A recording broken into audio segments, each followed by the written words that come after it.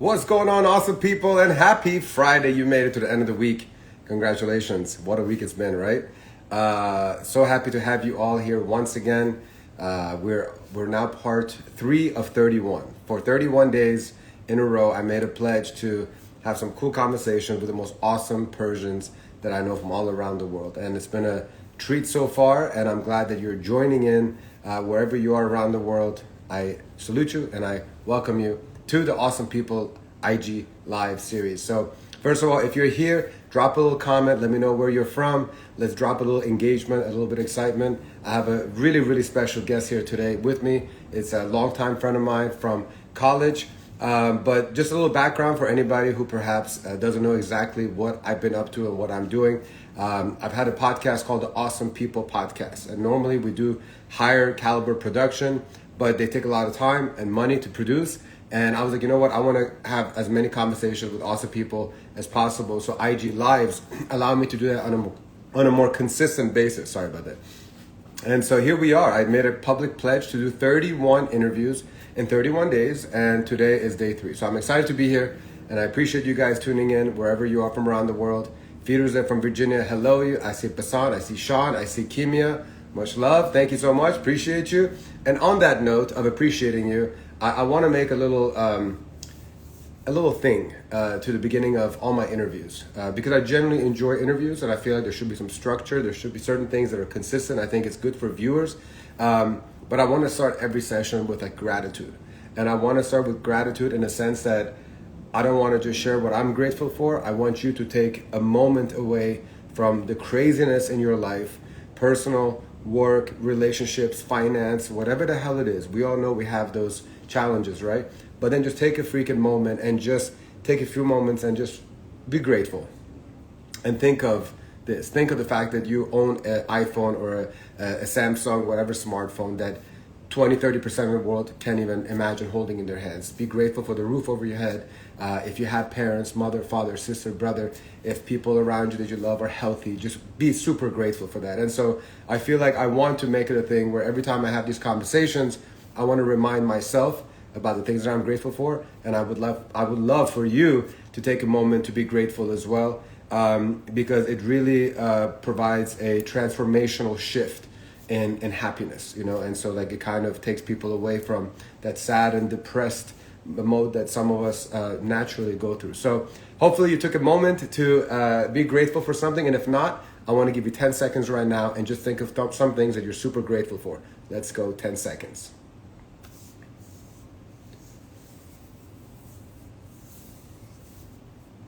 Oh man, that seemed very cult-like. I apologize, but I enjoyed it. Hopefully you enjoyed it. Let's get this party started.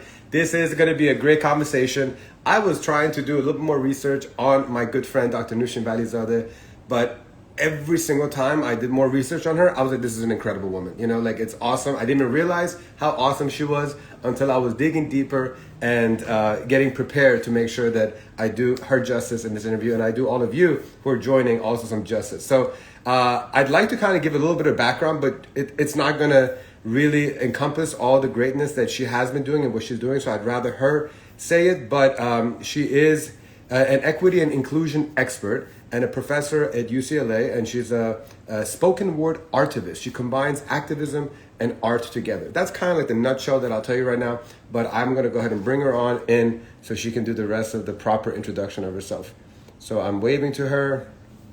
Nooshin John, I see you there, but I don't see the request to join. So when you get the chance, click that button and I'm going to patch you in. But yeah, we go back to our days to University of Maryland, and it's going to be a nice conversation to talk about all the great things that she's doing to educate students who are, let me just let her explain. So let's get her to come on in. Here she is.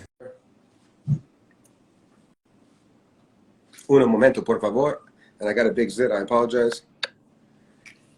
Nooshin Jun, how are you? Hello, Hui. Oh man, I feel like it's been about 20 years since I've actually connected with you in person. How are you? I'm good. How are you? I feel great. It's 10 a.m. here, so I'm like, this is a good way to Good morning. Where in California are you? I'm in Long Beach. Long Beach. Can you do me a favor? Can you bring your camera a little bit lower right now? There's like a little gap. There we go. All right. Lovely earrings, lovely necklace, I'm looking new to fabulous. this. Huh? I'm new to the IG lives. Well, I'm glad that you made time to be with us, and I actually forgot to even put on my little headphones. So those Is that good? You can see? yes, yes, perfect. Thank you. So for those individuals who have no idea who the fabulous person that you are, can you kind of take a minute or two and in your own words explain, what you do essentially? Sure. I guess the overall umbrella of my work is social justice and freedom fighting. So, whatever that means, I do it through poetry, like you mentioned, art and activism together, artivism. I do. So for me, it's poetry. It's also collaborating with others, finding solidarity with other folks. I've done it through education. I continue to do that through my trainings for corporations, for colleges, universities. I have a training in 2 hours for college president and faculty on xenophobia. So there's just really this whole, anything that's to do with social justice work and, creating, making a difference in our communities with other people. I do it through different forms. I do it through being a mom, just educating my child and reading books that have better representation, having my daughter create things for the show about that teach people about like Shab Yalda, things like that, to her non-Iranian friends. So that's kind of the overall gist. And what was the catalyst of all this? I mean, what you're doing is incredible for a local community. You're speaking volumes where it's reaching even beyond the local community. So what was the precipice? What got you into this? So I'm technically like fourth generation activist, I would say. So I think caring about human rights was a big deal in my family. My great grandfather was imprisoned a lot in Iran for fighting for freedom. My grandfather was killed.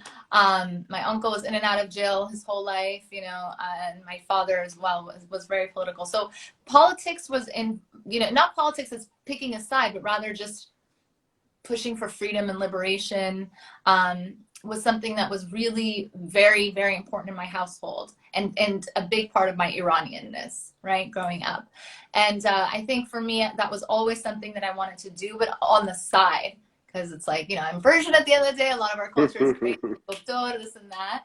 So I did go the more traditional route. I got my MBA when I was 21 in finance. I worked in finance. I was like, I'm going to make 6 figures by 22. And I did. And I went that route for a while doing everything else on the side. And then eventually I started realizing that, I want to make that leap. I had my career change around like 27, 28 and transitioned into education, got my doctorate. So at least there is a doctor there, but Nice. No surgeries there. And kind of, and just decided like, hey, I can teach, I can do my own thing, I can run my own business, and I can actually do activist work, and let me find a way to put it all together. And so that's kind of what, it just happened organically, really, in that way. So the shift of kind of making this a career, I believe a trip to Iran kind of opened up your eyes and your soul and your heart to kind of like take this up to a next level. When did that happen, and what exactly happened on that trip to Iran that kind of like changed things up a little bit? Yeah, so I was born and raised in Boston. I'm the only one in my family to have been born in America. Well, the first one actually. And so my siblings, my family they were all from Iran, and we always had this myth of return because they actually came over before the revolution for my brother's medical issues. So my brother got very sick when he was a child. He needed a lot of surgery. So they went to Germany and then America, and they never imagined staying here. Because like I said, they're very pro-Iran and love their country, even if they don't like the regimes that are happening, whatever they are at the time. But they got kind of stuck here when the revolution happened. They had to make a choice. So in their minds, they were never like, oh, we're coming to start a new life. So there's always this mindset of we're going to go to Iran, we're going to go there. So I had that. I grew up in Boston thinking, I'm going to go live in Iran one day. So the start of that was when I was in my teens. I won't say exactly how old I was, but I was in my teens. And it was 1999. I went to meet my whole family for the first time. And it just so happened that they closed this newspaper called Salam, where folks were able to kind of write about their feelings about the government. And they could be imprisoned afterwards, but at least they had the freedom to write them. And my uncle is the head of the Iran Nations Party there. So he really kind of supported and encouraged a lot of that writing. So all of a sudden they closed that newspaper. There were protests, college student protests all over Iran in '99. And then my uncle left and he didn't come back. And he was in prison there. And it was just I went from being like, this is amazing, I feel at home, to being like, oh my God, what's going to happen next? And realizing I probably won't ever be able to go back. They were following us, taking pictures of us, etc. I come back to America. I start college soon after. And then one of my close friends who was Black was beat up by police for no reason. So here I am in Iran thinking, oh, wow, I must be so lucky to be in America where you don't get, beat up for no reason by police. Because I saw a lot of that in the streets with the college students. I saw people running around with blood. And then all of a sudden that happened in the US to an American who's been here for, many generations just for being Black, a good friend of mine. So I started feeling like, wow, there's some connection. Our situations aren't the same, but the relationships that we have with oppression are very similar. And I just felt like it's my social responsibility. I can't do too much for Iran, but I can do something here. And then, so that kind of translated to you basically talking about this more in like at UCLA. Is that kind of how like you started integrating that into your curriculum, or? Yeah, a bit. Well, I started. I mean, no, it was always just kind of here and there. That was something I would just do on the side. I did different kind of poetry events, or I did different public speaking events. Just as someone who's Iranian American, who's also intertwined with different ethnic groups in the US. I'm fluent in Spanish, so I was like, oh yeah, now I can be in the Spanish community at times and talk about different things that they're going through and help out. But no, it kind of disappeared a little bit when I got into that corporate world. And it wasn't until I had that career change that I started opening it back up and saying, hey, let me go back to the things that really grounded me and made me feel like I was giving back to the community. And yeah, I started teaching at USC first, then at UCLA, and just being there. I wasn't a tenured faculty. I wasn't one of those top tier faculties, but I won the Outstanding Faculty Award every year. I beat out all those people making $300,000 a year in their offices. I beat them out just by being genuine. I had Persian students at UCLA who were like in med school, dental school, who were taking my sociology classes because they were like, I saw there was an Iranian name, it's a woman, and there's no one like you who is Iranian who talks to us about this kind of stuff, and making me think of how I can incorporate social justice into becoming a doctor, things like that. So it translated in that way, and it was really, really nice. I don't really have I have big goals and ambitions for the future of where I see things, like as a vision, but I don't have the step by step. I'm just like, as long as I'm working towards this vision of doing great things for people and bringing everybody along, just a lot like you do, then the journey will find itself. Well, I mean, you talked a little bit about writing and poetry, so I do know that part is very near and dear to you. I feel like that's just a way for you to express, the things that you're passionate about, any hardship that you've gone through. And I feel like one of the pinnacles of that was when you did the Survivors poem in 2018, I believe, in front of several thousand people, which I really hope that everybody can watch that entire piece. I actually watched it this morning, and like, it moved me. I was so proud of you when you did it. I know that it took a lot of guts and courage and vulnerability to share that story so beautifully and so poetically and so perfectly, And so first of all, I hope that people get a chance to watch that video. It's a 5-minute poem. But can you kind of tell me a little bit more, give it a little more context about, what that event was, and then the context of the poem itself, and then how you felt after you delivered that incredible speech? Oh, absolutely. It was one of my favorite moments of my life. So I was still in academia at the time, which I still am. But I was teaching for, I think UCLA at the time. And, I had done a few different events, women empowerment events, and created certain programs like equity and inclusion programs for different businesses and organizations. And so the organization that was doing Amber Rose Slut Walk knew of me as doing equity and inclusion work, social justice work. So they had asked me, do you want to give a talk about something on this main stage that has to do with empowerment? And I was like, oh, give a talk, give a keynote. well, who else is on the list? They're like, oh yeah, Lil Uzi Vert, Saweetie, like, you know, the group that's coming before you is going to do all this awesome dance hall, and these girls are going to be twerking on the poles. And I'm like, and you want me to come in and have a talk about social justice? What? No one's going to listen. They're like, yeah, it's not 25,000 people. I'm like, they're just going to be in their phones. It's going to be horrible. So I just thought, okay, I'll do a poem. Can I do a poem? Can I share about social justice through my poem? And they said, yeah, that would be awesome if you have something that you can just do in 5 minutes. I'm like, yeah, I have something. I didn't have anything. I didn't have anything. I was like, oh shoot, what am I gonna do? And I had 5 days to write something, memorize it, perform it, and I was like, we're gonna make this happen. That was the first time that you performed it live, and you wrote and memorized in 5 days. Yeah. That's phenomenal. Okay, and I almost didn't do it. I almost didn't do it. Like, I wrote it, I ripped things up. My husband would come in and he's like, what is this in the trash? No, start this. I'm like, no. And he supported me so much, but also my very good friend who goes by Philosophy, is a poet. He was like, what are you doing? We are about to back out of this event. You can't do this. You got this. Like, you're Dr. V. You just do what you do. And I just had this urge, like, should I share something super vulnerable? That wasn't the plan, you know? It was like, come on, talk about women's power. I'm like, we're going to find out if Kavanaugh gets appointed that day. This is going to be a triggering time. My story is unspoken. You know, women don't really talk about becoming survivors as often as they should. And not that they should, as often as it should be normalized, the conversation, right? Because everyone's story is their own. But also in our community, you know, I know how our community looks at things like that and the shame that's there. But I also know a lot of Iranians, women especially, who have had their own survivor stories. So I just had this urge. The spirit took over. You're an artist. I'm sure you've had this too. The spirit took over. It wasn't Noosh anymore. It was like this other urge. You're going to tell your story. You're going to talk. You're going to bring people together. And so I just wrote it and I just fixed it. I went through it. I had some coaching from my friend Philosophy. He would make me stand there and repeat it over and over again. He would give me tips on, like, show me what that was like. And then I just went out there, and at first I come out, I'm like, yeah, I saw the twerking on the stage. No one wants to come and listen to this person they don't know talk about, you know, surviving and poetry.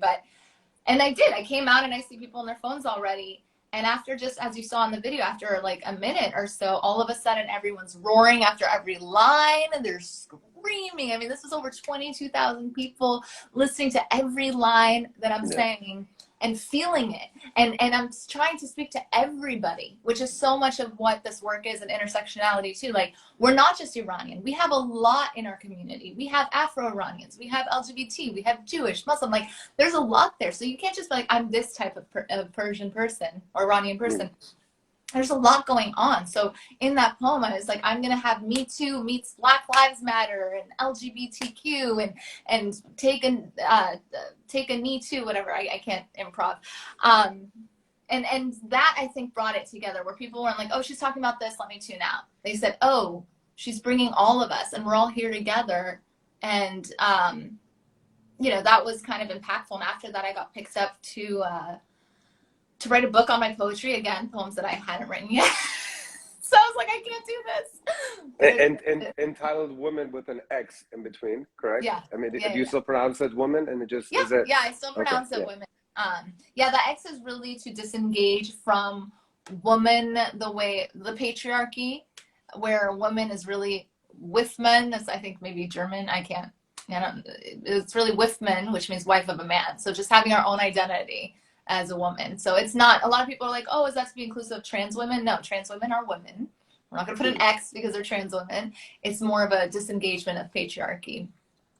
And so tell us more about this book that you created. And I know you want to have a part of it read as well.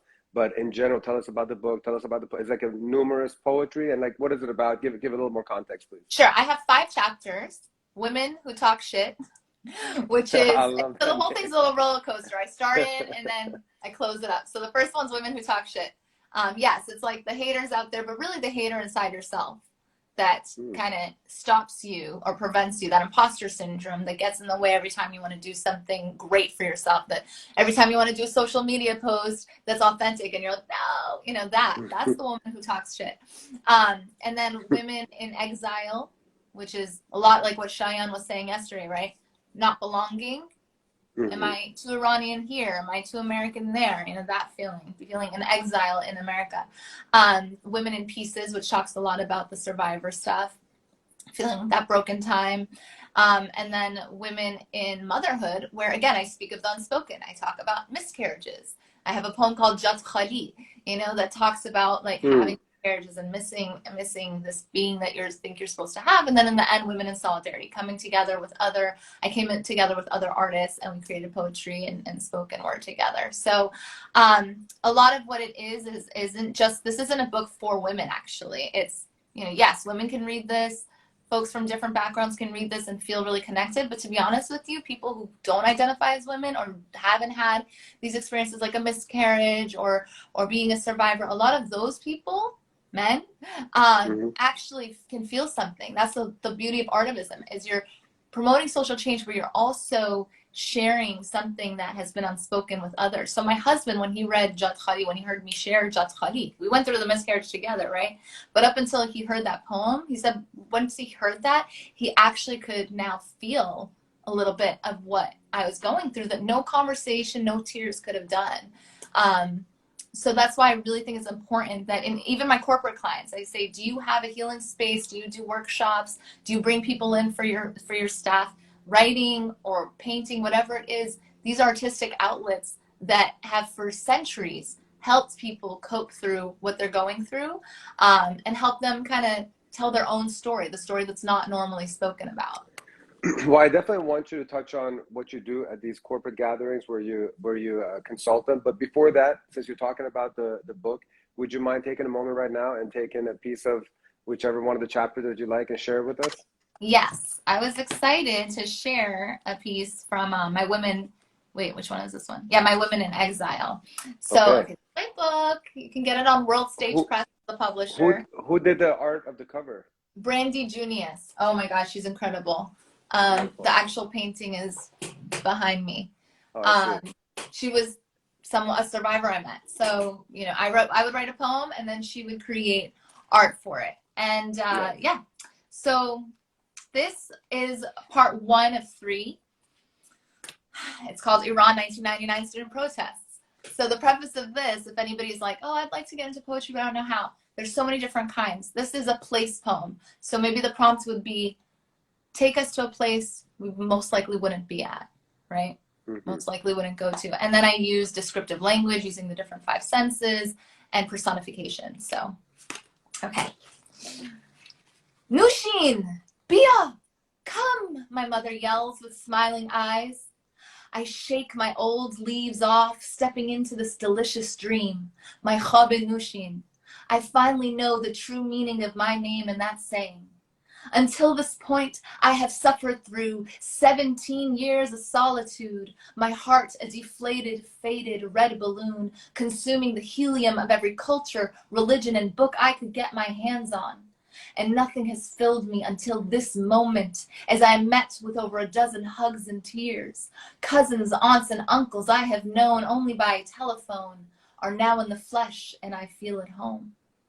My foot plants itself onto the rich, ancient soil. I imagine myself a seed growing roots into pomegranate trees before massacres compete for the hot oil beneath our feet.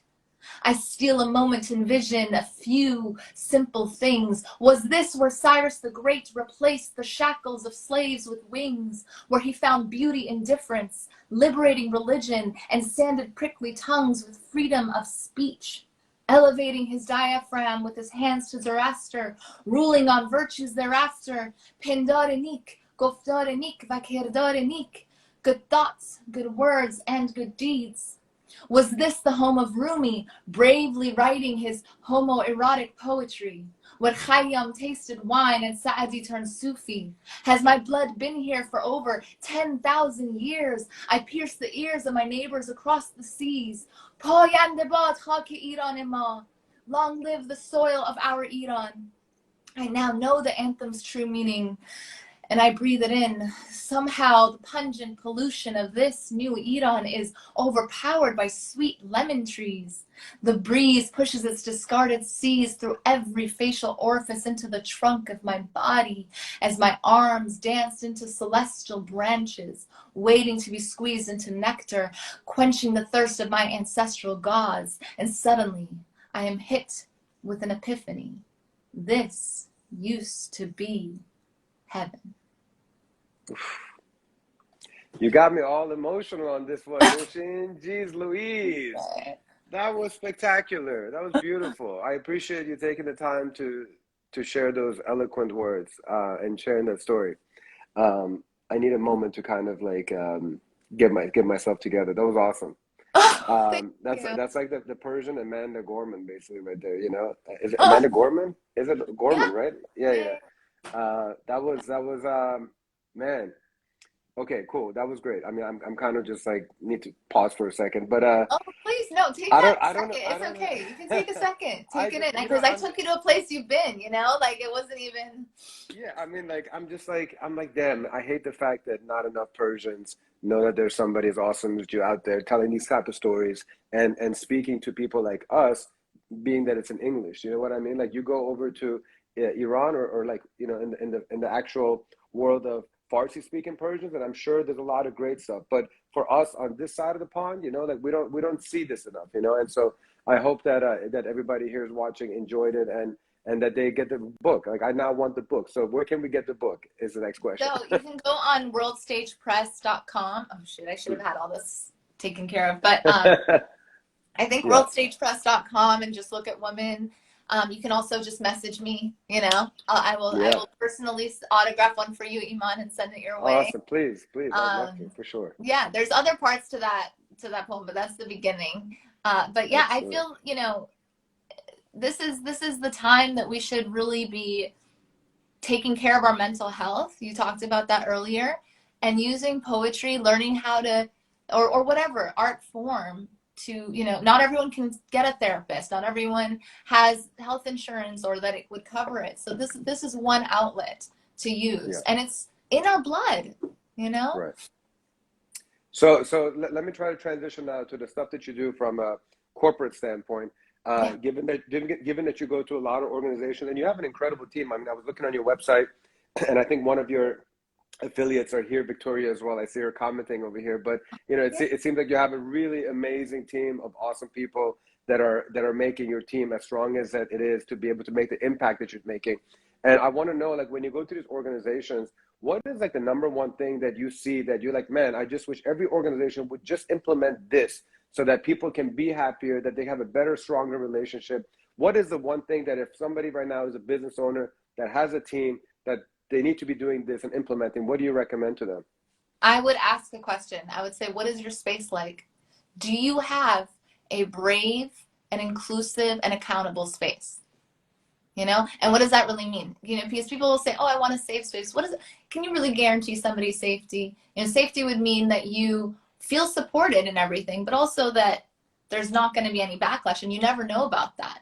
But having a brave space would be more about being able to have these courageous conversations, being able to say, hey, Iman, you're my supervisor, but what you said earlier at that meeting was a little bit of an ouch for me. You know, that you you referred to a neighborhood that I grew up in as a bad neighborhood, and that kind of hurt. And about that, I felt a little hurt and I felt a little dismissed. And how are you going to respond? Are you going to be like, oh, yeah, she's stepping on my toes? Or are you going to say, wow, I apologize. Thank you for bringing that to my attention. You know, something like that, right? What is that interaction like? Do we have a space where folks are checking in? Do you know what people are going through? Do you know if someone's celebrating Ramadan before you decide to get pepperoni pizza at lunch while they're fasting? So what is your space like in your community? Do your folks feel like they actually not just have a seat at your table, but are allowed to eat there? So that's one major thing I would say. And I do really strong trainings on having those brave spaces and cultivating that. So when you're having these trainings, is it like with the CEO, the business owner and executives, or is it with employees as well? Like, are you empowering employees, or are you opening up eyes for, like, who are you talking to? Is it everybody or one-on-one? So typically I do separate ones. I'll have one all staff. It depends. It depends on what they want. So some companies already have a committee, right? And they're like, we want you to work with our committee and coach us to do different things. So it's really, I cater it to the customer. So if I give you actual example, I have a corporate client right now, and then I can give you an example of a nonprofit. My corporate client right now, they have a leadership team. They know that their leaders need to be trained on hiring from diverse pipelines, on growing the folks that they have. They have a lot of diversity, but not up top. So you could just have a lot of diversity in your office, but you still have inequitable, situations happening. So I do company all trainings for them, every single person, from the people in the warehouse all the way up to the CEOs, on implicit bias, on microaggressions, things like that, but then specific leadership training as well. And then for my nonprofits, I'm really coaching. They have a student engagement team. These are folks who go out there and work with the vulnerable communities and students of LA. And so I coach them on how to train, on how to engage with those students with mental health kind of issues, like social media and, the healthy social media and unhealthy habits, sleep hygiene, things like that. So it really ranges, and then I have school districts. So I work specifically with the superintendents of my local school district and other school districts on how to implement some equity plans that they have. So it's a variety. And then like the event that I have later today, the training on xenophobia, that's going to be the college president, all their faculty, their staff, no students. So it just depends. A lot of times the company has to have some initiative. I rarely go in without them already getting something going. So usually they've already gotten something, or we started a DEI committee. We have a committee here. We brought a speaker for this and it didn't go that great. We want something more consistent. And they tell me what their issues are, what's happened so far. And then I just, say, okay, this is what I can do. Or if it's not in my repertoire, then I bring in someone from the team that you saw. And Victoria was a student of mine. Now she's actually a PhD student at University of Maryland. Phenomenal. She's gone viral for her content. So nice. So I love bringing people with me in these spaces because they actually surpass me in some areas, which is awesome. That's what we want to do. We don't want to, that's a good teacher. You want your students to be better than you down the road. So speaking of students, like you do also stuff for higher education. So what do you do now in the collegiate aspect? Is it also faculty? Do you speak to the students? Is it same thing, both sides? Yeah. So originally I was just faculty, where I would just speak to, I had courses and I had students. But ever since I've been more entrepreneurial with this, and my requests are more for the deans, the faculty, the staff. But the students that I've had in the past are really pushing to bring me onto their campuses to do like poetry workshops or to do different types of events that have to do with either, speaking on survivorhood or speaking on racism in their classrooms. So what's happened now is that I'm having two separate situations with my universities and colleges. I have one that's really for students, like for the Iranian student group, for example. They had me moderate a panel on peace and how we can, get to peace as Iranian Americans. So that was an event that, faculty and folks were allowed to come to, of course, but it was a student-run event, and the students were, excited to have me there. And then, the trainings are typically more for the faculty and staff. So I'm not really training students as much as I'm doing just workshops and more interactive talks and events and speaking engagements for them now. And then you also have a component that's targeted towards pre-K and parenting. So can you kind of touch on that as well? Yeah, absolutely. So so that's, just still under the umbrella of and education. So my doctorate is in education, for anyone wondering, like, why does she do so many things? My doctorate's in education. So that's why the teaching goes all over the place. And with all this craziness right now with people saying ban the books and critical race theory and that kind of stuff is interesting. And I'm like, ban me, because my business is good when you ban me. So go ahead. I love that. Yeah, just like pushing, parents, they often ask, I want to talk about race, but how do I do that? So yeah, I coach parents a lot as well. Or I say, hey, let me give a talk to your PTA. And having these corporate clients and clients that have actual money to invest in my work makes it easier for me to work with the nonprofits and the parents, and I can be more giving with that and not being like, oh yeah, for your PTA is going to have to pay me $3,000. No, I'll say, okay, I'll just pop in and do that. That's fine. Here's the top 5 books that you should have. Here's 5 ways that you can talk about race without only making it about racism, you know, with your children. And this is 5 ways you can just show better representation. So there's a lot of like quick wins. Yeah. That's part of me being in the community, is not making it academic, because people will tune out and then you kind of come off elitist. Like, oh, we're going to talk about social justice, but I'm going to use a million words that you've never heard of before. So do you usually go in for like one-off events, or is this like a process that takes months and months, and you know, like how do you do it? Yeah, it depends on really what the client wants and needs and what their budget is. I don't really like doing one-off as much. It's great when it's an event like, hey, come on and do a speaking engagement or do this. That's great. But when a company or an organization or schools, like, we have this real major problem and we want you to give a talk, I'm like, you need more deep issue work. So how do we make that happen? The one-off events are great for you know, being able to have a larger reach. But, and I have some of those. I mean, I have like a 50 CEOs of animal shelters want me to give it. I'm giving a talk in January to 50 CEOs of animal shelters on DEI committee. I don't have to be an expert in animal rights. I just have to tell you about equity and inclusion and in your organization. So I'm doing that. That's a one-off thing. I don't think they need me to be with them consistently. But some of these other clients, they want to actually get some deep tissue training. They want it to not just say, oh, I that was a great talk. Thank you so much. I'm so moved by it. And then moving on and you forget in 3 days. Like, they want to actually implement it. They want the equity and inclusion to be in the fabric of everything they do. Like, when it comes to hiring, they're thinking about it. When it comes to the brochure they create, when it comes to promotion days, they're thinking about it. So, so those are more my long-term clients, folks who have the budget and the time and the commitment to be able to do something that's more like 6 months to a year. Yeah. So speaking of long term, I'm kind of curious, because just like me, you have a lot of things going on, different things that you're passionate about, which is great. I mean, it's fantastic. You're doing great at all these things. But if you had to kind of say, oh, you know what, my goal for in 5 years, 10 years down the road, what is it? What would you like to be doing and be mostly involved with in, let's just say, 5 years? Absolutely. And we're Renaissance people, by the way. I don't know if people have ever told you, like, oh, are you a jack of trades? What's your niche? You know, and I think that's such bull.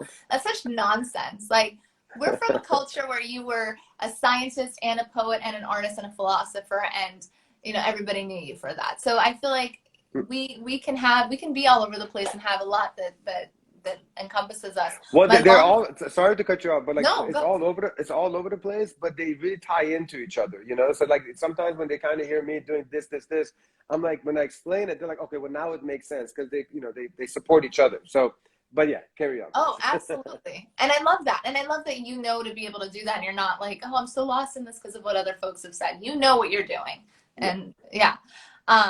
My 5-year goal, so I've expanded my team to like add in some subject matter experts. I was doing that already a little bit, like, hey, would you want to come speak this? Like, I'm down to share the bag. Like, why am I gonna, you know, this world is abundant. We have this what's it called? This like capitalist mentality here that is very much like, oh, you know, what are the scraps here? I have to grab everything. Like, no, there's abundance there. There can be a lot of people who do what you do. There's a lot of people who can do what I do in their own way. So let's just spread the love. So I was bringing people in here and there. Can you come in for 20 minutes here? I'll pay you. Can you do this little event with me? Just partner up. We're better together. We're stronger together.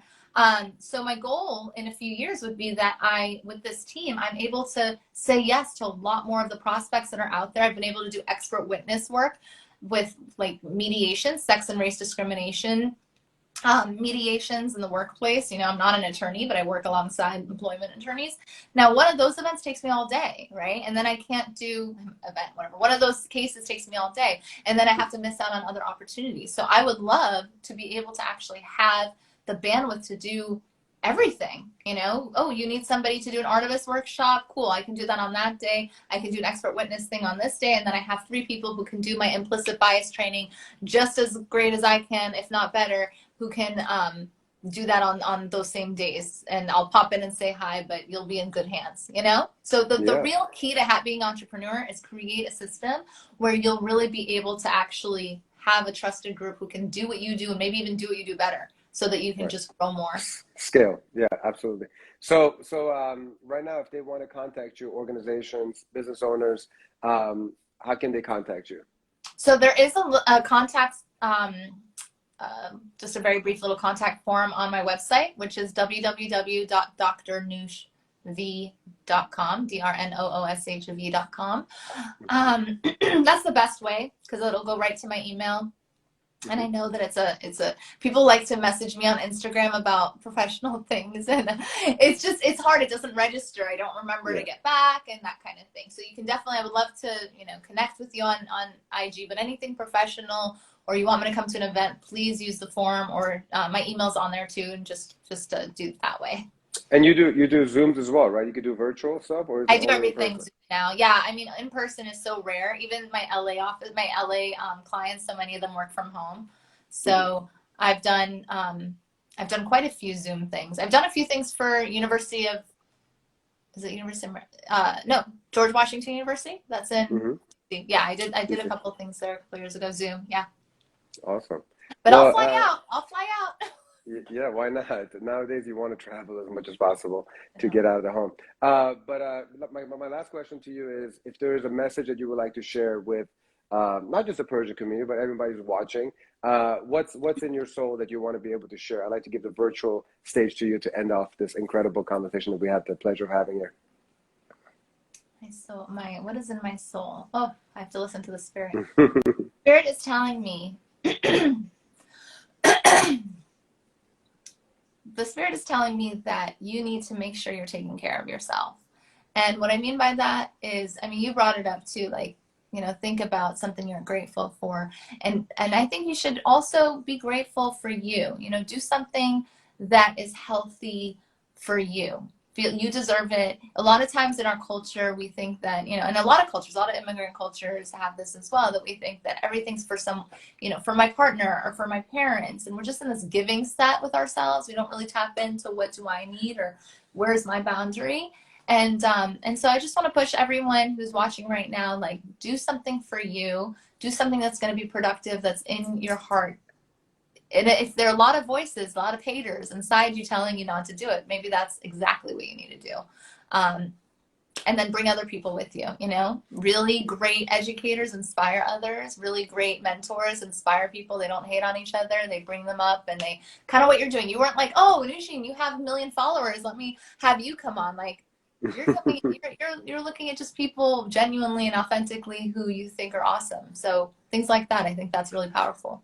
For what you just said earlier, I kind of look at it from the airplane situation where, you have to give yourself the mask first before you help somebody else. Sometimes we don't give that oxygen that we need to ourselves. And the oxygen is in the form of love and forgiveness and just kindness to yourself, taking care of the mental health, the body, soul, all that good stuff. And so it's good to have those reminders because we sometimes forget about them. And then, we're trying to help other people, but then we kind of like, are messing ourselves up in the process, So I like your message. You're a major giver. I remember. I mean, we haven't seen each other in so long, but I remember like that one woman with her wedding. I mean, you created a lot of opportunities, not just for you to be the giver, but spreading that, allowing other people to do something that, to give back at a time that maybe they weren't thinking about it. So again, like, really take that moment. If anybody's interested in actually understanding how to use poetry or visual art, I bring Brandy, who did my art at the painter, in as a lot too,